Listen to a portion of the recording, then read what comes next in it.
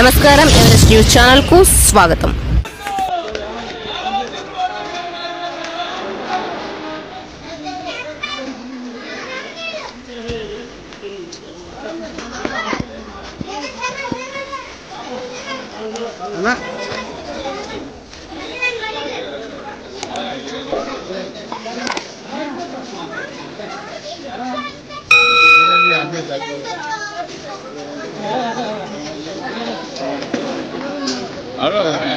అడగండి ఈయన అడగండి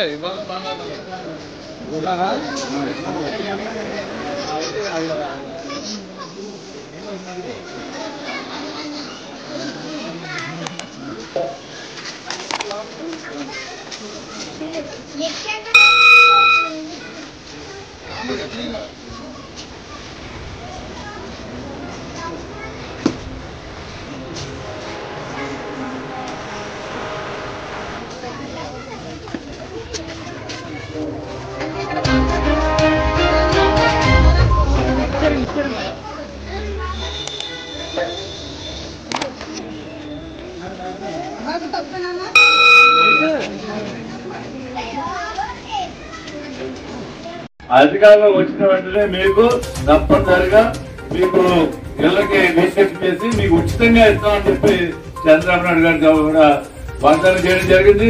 కాబట్టి మీరు ఎవరు ఇల్లు 10,000 రూపాయలు కానీ 15,000 కానీ 20,000 కానీ కట్టొద్దని చెప్పి తెలుగుదేశం పార్టీ తరఫున మిమ్మల్ని మీకు విజ్ఞప్తి చేస్తున్నాం. మరి జగన్మోహన్ రెడ్డి గారు ఎన్నికల పాదయాత్రలో 100,000 వాగ్దానాలు చేశారు. ఇవాళ నవరాత్రాలు అంటున్నారు. నవరాత్రాలు కూడా ఆయన చెప్పిన విధంగా ఎక్కడ అమలు జరగడం లేదు. మహిళలకి 3,000 రూపాయలు పెన్షన్ ఇస్తున్నారు, వృద్ధులకి ఎక్కడ మరి 250 రూపాయలు పెంచడం జరిగింది. అలాగే రైతు భరోసా పథకం అని చెప్పి 12,500 ఇస్తా ఉన్నారు, ఇలా 7,500 ఇవ్వడం జరుగుతుంది. అలాగే అమ్మ ఒడి అని చెప్పి ప్రతి పిల్లవాడికి కూడా 15,000 రూపాయలు ఇస్తా ఉన్నారు. ఇవాళ ఇంటికి ఒకరికే ఇస్తాం, ఇంట్లో ఇద్దరున్నా ముగ్గురున్నా ఏమో ఒకరికే ఇస్తామని చెప్తున్నాం. వీళ్ళు చెప్పిన పచ్చి అబద్ధాలు ఎక్కడ కూడా వాళ్ళు ఎన్నికల వాగ్దానాలు చేసిన ఏవి కూడా ఎక్కడ కూడా అమలు చేసిన పరిస్థితి లేదు.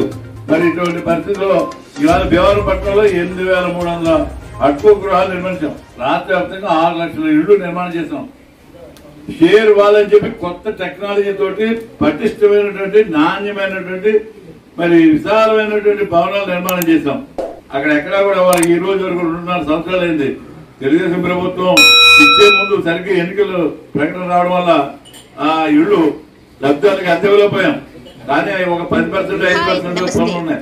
అవి పూర్తి వాళ్ళు నానా ఇబ్బందులు గురి చేస్తారు.